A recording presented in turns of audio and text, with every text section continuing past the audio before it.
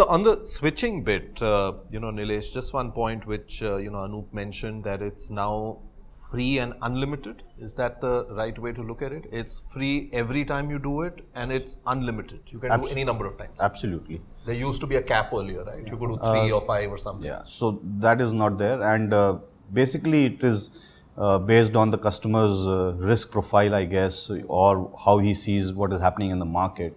If he decides to do something, we'll just support it from the back end. And while the customer can do it herself or himself, but you also have the option where you can do the switching on behalf of the customer. That's some default kind of an option that you take.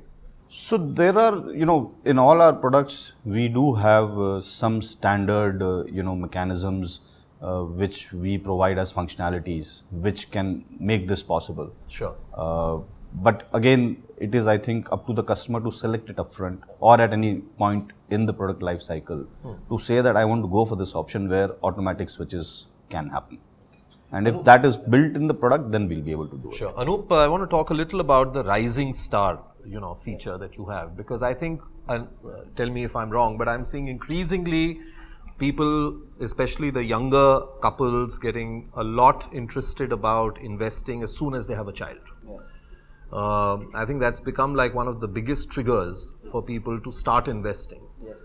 At least all the queries we get here on the Money Mile indicate that, no sooner has a couple had a child that they started getting interested about wanting to know. How does that work, and what is the benefit that brings to the table? So you're right. Child remains to be the biggest event for trigger for buying child plan. Yeah. And that's happened in the case with me also. The rising star benefit is a child plan benefit in our product, which is in the an Wealth option. Plus. In the Wealth Plus, it's an option. The customer has to opt. It's a rider or an option? It's an option. Okay.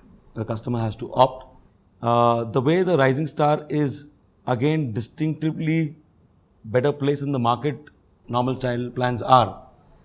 In a normal child plan, I don't want to name companies, but the way it triggers is if I bought a 20-year term and if something happens to the life assured in, let's say, in the 5th year, your future premiums are waived. And the way it is waived is the 6th premium gets put by the company on the policy 6th anniversary, the 7th on the 7th anniversary, the 8th on the 8th, and that's as follows till 20th year. The rising star uniquely does a very different thing. It, on the death of the life assured, it invests all future premiums at the same time. Okay. Which means your money, in the same example, gets invested for 15 more years and starts generating your return for all the 15 lakh rupees invested in the 6th year till the policy term. Okay.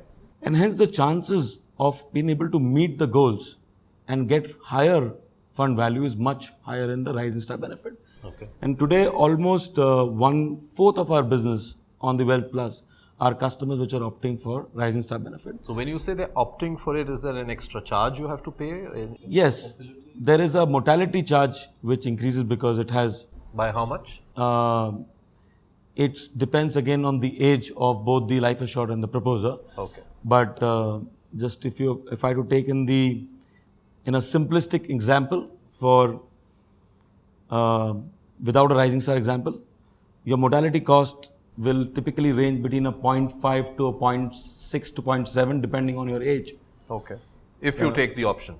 No, this is without rising star. Without the option. With the rising star, it will be depending on ages of both. Right. Will be can be upwards to 1% or more. Okay. But it depends on multiple combinations, so it's not easy to put a number there. Sure.